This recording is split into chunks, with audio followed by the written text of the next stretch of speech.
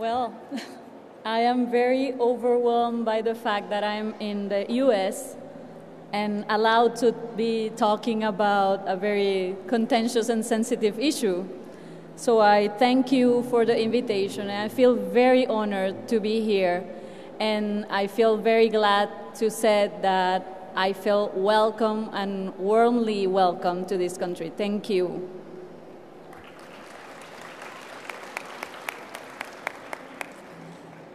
Well, I had been known by the girl that banged in the table to ask for my right of word to be able to say that I was against the agreement that a little group of countries tried to impose in Copenhagen in the night of the 18th December of 2009 that I call the night of the long knives, because they were stabbing us and stabbing our moral and stabbing our principles.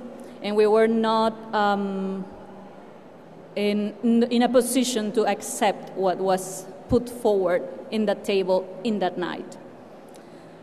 Let's not change the climate, change the system, my president said that day.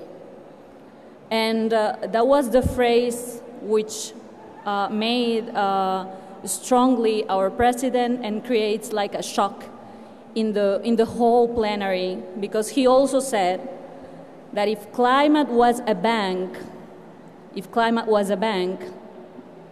developed countries would save it and would do something to save the planet. But climate is not a bank, and it's not a profitable fight. So they actually are not engaged to do what they have to do, unless it is going to be profitable for them. That's immoral. And we as Venezuela and as leaders, we are not going to accept any deal that is not going to save the planet and to save the life of the people that we love. We didn't have an agreement that night, and by that act, we actually commit ourselves to have actually an agreement in Cancun. That is why we just made a move to take note of the efforts that 24 leaders, or so-called leaders of the world, and 2 representatives from the same regional group, which was EU, tried to, in 20 hours, and then became 40 hours, to solve a negotiation that was going on for 4 years. And they had actually the willingness to thought that in 40 hours they would be able, with their greeds, to solve a 4-year negotiations that were very complex and very delicate. They didn't solve it, but we didn't solve it as well as parties of the UN. So now we have to continue working together to get to a good agreement, and the agreement that our people are waiting from us. Almost a year has already happened and passed.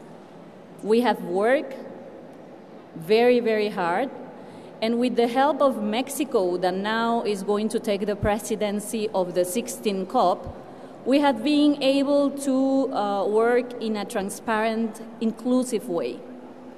Of course, the process is very complicated because the issues that are behind holding the process to be able to move on are exactly the same that were holding the process in December last year. Here is not a situation about how long the text is, how many pages we have to solve, or how many brackets we have to take off. Now the only issue that we need to have an agreement in Cancun is political will. That's it. With political will, any text can come forward and help the world to be safe.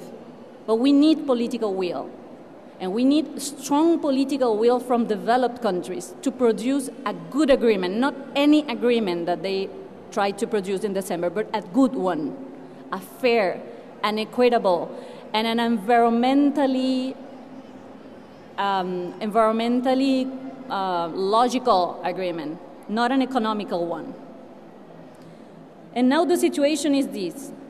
Like 30 countries, not more than 30 countries, now have the power to change the situation in which we are and to change the situation of the whole climate change effects and impacts.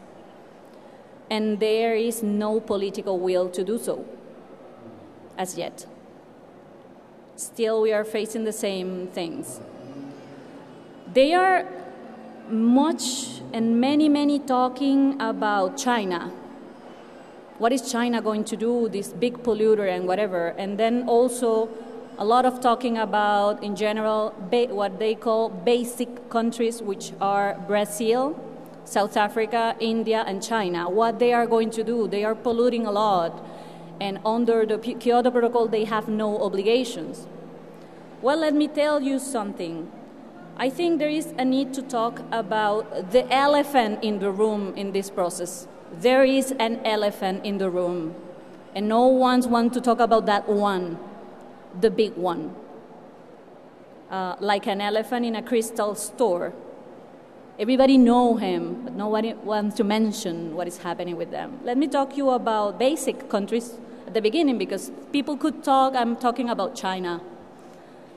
Well, basic countries, China, Brazil, India, and South Africa, since last year, not in the Copenhagen Accord, but way before the Copenhagen Accord, way before Copenhagen, they put on the table their commitments to reduce emissions in their countries, domestically, not through markets, not through trade of emissions, nothing, domestically. And they went even forward. They said that they will do that without asking any money, any financing from any developed country. They will do it on their own expenses. So what else developed countries are waiting for these countries to do? They already commit themselves politically in a high level. And they actually went to the little room with Obama and other leaders, and they said, we are going to continue doing what we said that we will do. They say it, and they are still holding to what they said. Emissions reductions that China promised are around 49%. Do you know that US just commit themselves with 17? 17. And 17 in reference not to 90-90 like all others developed countries. They want actually to make a reduction of 17% regarding 2005 levels. So at the end, when you made the math, that means only a reduction of 3%. And they are asking China to engage. What else they want from China? I mean, China already commit themselves with 49. And then say, what do you go to 50? Come on, go you to 50. You go to 50. And then go and ask China what it's going to do. So the situation now is very tricky. EU, which is all EU countries are part of the Kyoto Protocol. EU says that they will not go on a second commitment period of Kyoto Protocol until they know what US is going to do, because US is not part of Kyoto. US says that they are not going to do anything until they know what China and the other polluters are going to do, the major economy polluters that are developing countries. And then, ironically, these developing countries which have economies that they call in transition, they are waiting for nobody. They are proudly waiting for nobody to do what they are supposed to do.